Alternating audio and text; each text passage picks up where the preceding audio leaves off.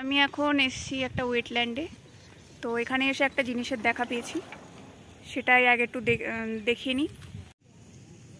এই জিনিসটাকে আমরা সাপের থুতু নামে চিনি, ছোটোবেলা থেকে তাই জেনে এসেছি। আসলে সাপ কিন্তু এইভাবে কখনো থুতু ছেটায় না। এটা আসলে কি কেউ জানেন? এটা হচ্ছে স্পিটেলবাগ ফোম, বা বাংলায় বলে থুতু পোকার ফেনা।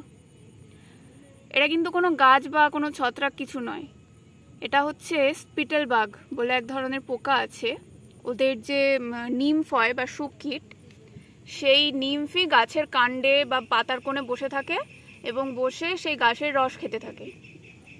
রস খাওয়ার সময় অতিরিক্ত তরল বের হয়ে আসে। সেই তরলকে সে শরীর থেকে নিঃসৃত ফেনার মতো পদার্থ দিয়ে ঢেকে ফেলে, যা দেখতে খানিকটা থুতুর মতো।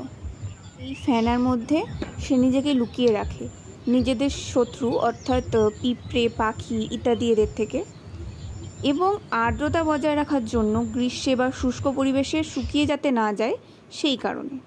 তাপমাত্রা নিয়ন্ত্রণের জন্য কিন্তু এটা সহায়ক। বর্ষাকালে বা আর্দ্র মরশুমে ঘাসে, ঝোপেঝাড়ের নিচে, চা বাগানে, ধান খেতে বা বনজ গাছে সাধারণত কচি ডালের কাছাকাছি এদেরকে দেখা যায়। এরা কিন্তু খুব একটা ক্ষতিকর নয়, তবে হ্যাঁ, অতিমাত্রায় থাকলে গাছের পুষ্টি চুষে নিয়ে ক্ষতিও করতে পারে, বিশেষত কৃষিজ গাছে। এছাড়া এরা প্রত্যক্ষভাবে কোনো ক্ষতি করে না। এদের দ্বারা মানুষেরও কোনো ক্ষতি হওয়ার সম্ভাবনা নেই, কারণ এই পোকাটি বিষাক্ত নয়।